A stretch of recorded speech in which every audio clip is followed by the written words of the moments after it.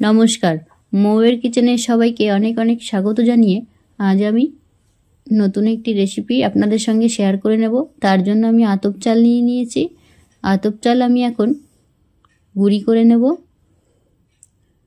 পৌষ মাস, পৌষ পার্বণ তো সবাই ঘরে ঘরেই হয়, আর পৌষ পার্বণ মানেই পিঠে ঘরে ঘরে হবেই। তার জন্য আমি চাল গুঁড়ি করে নিয়েছি পিঠে বানাবো বলে। এবার এই চাল গুঁড়ি আমি ছাঁকনির মধ্যে ঢেলে দিলাম। এবার আমি ভালো করে ছেঁকে নেব।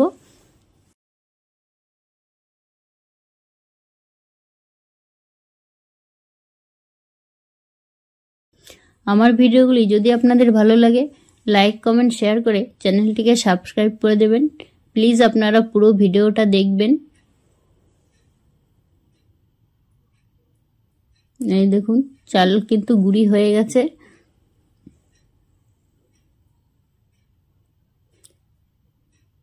বাঙালি মানেই পৌষ পার্বণ, আর পৌষ পার্বণে পিঠে সবার ঘরে ঘরেই হয়। এবার আমি নারকেল ফাটিয়ে নিচ্ছি।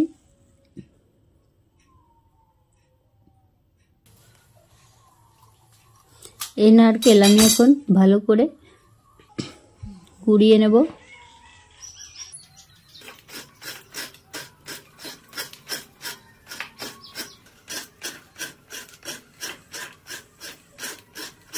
আপনারা প্লিজ পুরো ভিডিওটা দেখবেন। নারকেল, এই দেখুন নারকেলের কোড়াগুলো কিন্তু বেশ পড়ছে না। আমার নারকেল কোড়া শেষ হয়ে গেছে। আমি এবার তুলে নিচ্ছি একটা প্লেটের মধ্যে। এবার আমি গ্যাসের উপরে দুধ বসিয়ে দিয়েছি। দুধটা হালকা গরম করে নেব। আমি দুধটা আগেই জাল দিয়ে রেখেছিলাম, এখন শুধু একটুখানি গরম করে নিচ্ছি। এই দেখুন দুধ উতলে উঠেছে। এবার আমি গ্যাসটাকে বন্ধ করে দেব।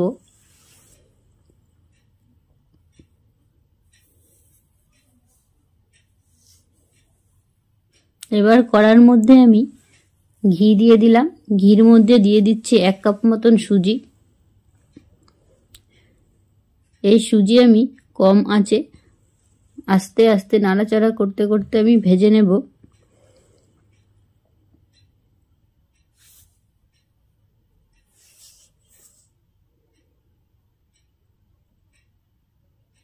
এই সুজি আমি হালকা লাল করে ভেজে নিচ্ছি।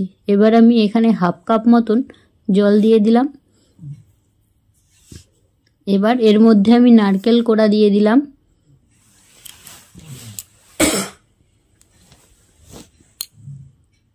এবার আমি এর মধ্যে দুধ দিয়ে দিচ্ছি পরিমাণ মতন, আর দিয়ে দিচ্ছি গুড়। এবার ভালো করে নাড়াচাড়া করে মিশিয়ে নেব। প্রথমে আমি পুরটা তৈরি করে নিচ্ছি।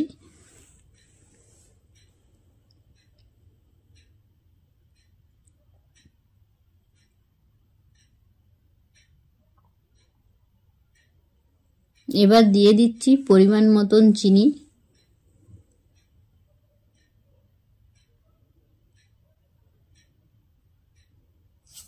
যাদের সুগার আছে তারা চিনি গুড় বাদ দিয়ে এইভাবে পিঠে পুলি করে খাবেন, দেখবেন বেশ ভালো লাগবে।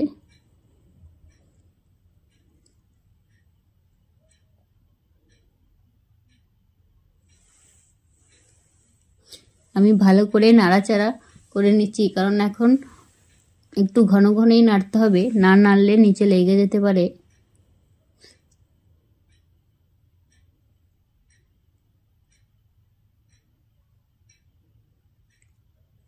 এই দেখুন তৈরি হয়ে গেছে। এখন আমি প্লেটের মধ্যে তুলে নিচ্ছি। এটা ঠান্ডা হলে আরো শক্ত হয়ে যাবে। কিছুক্ষণ আমি ঠান্ডা করতে রেখে দেব। এখন আমি এখানে সামান্য চিনি আর একটু লবণ আর এখন গরম দুধ দিয়ে আমি চালের গুঁড়োগুলো মাখিয়ে নেব।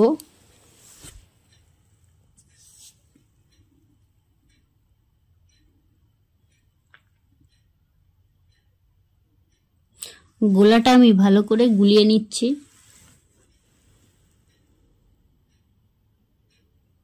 প্রথমে তো আমি আপনাদের দেখালাম যে আমি চালের গুঁড়ি ছেঁকে নিয়েছি, তারপরে এর মধ্যে সামান্য নুন আর সামান্য পরিমাণ চিনি দিয়ে দিলাম।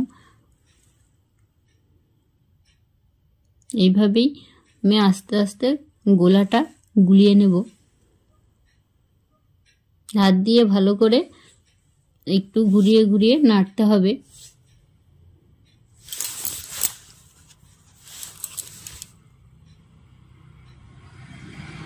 যেহেতু এর মধ্যে আমি চিনি দিয়েছি, যতক্ষণ না চিনিটা গুলে যাচ্ছে, পুরোপুরি গুলে গোলার সঙ্গে মিশে যাচ্ছে, ততক্ষণ এইভাবে নাড়াচাড়া করতে হবে।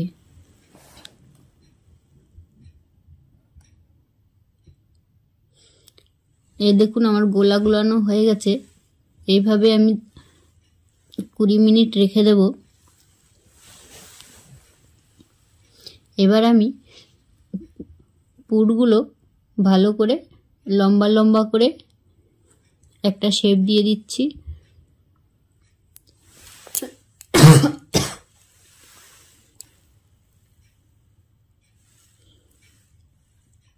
এই পুরগুলো আমি এই শেপে সব বানিয়ে নেব।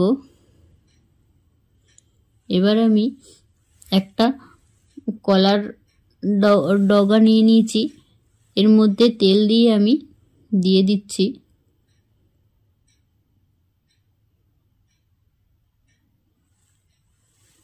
এই দেখুন আমি এখানে 1 হাতা গোলা দিয়ে দিয়েছি। এবার কিন্তু এটা রুটির মতন উঠে আসবে।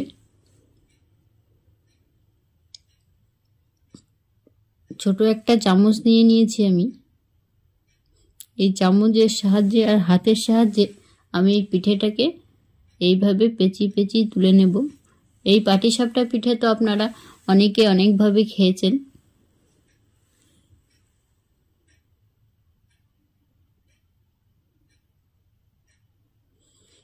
এই পাটিসাপটার কথা শুনলে কিন্তু সবার জিভেই জল আসে।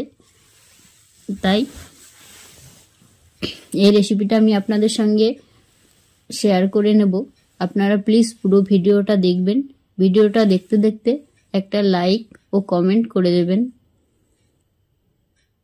সমস্ত পিঠেগুলোই আমি এরকমভাবে ভেজে নেব।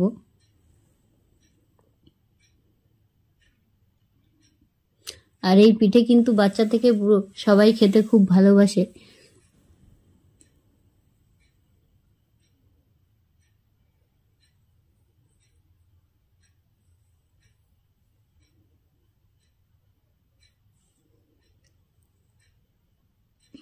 এই পাটিসাপটা পিঠে পুর ছাড়াও কিন্তু তৈরি করা যায়। আজকে আমি পুর দিয়ে দেখালাম।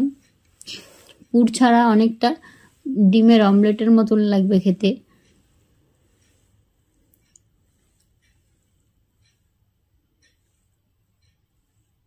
আমি পরের পিঠেটাও ঠিক একইভাবে বানিয়ে নেব।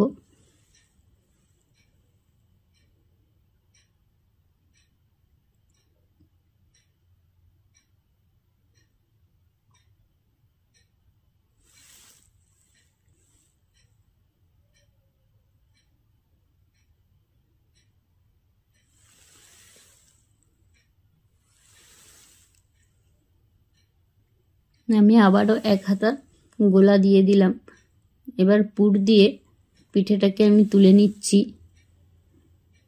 একটু হাত দিয়ে চাপ দিতে হবে, তাহলে ভালোভাবে উঠে যাবে।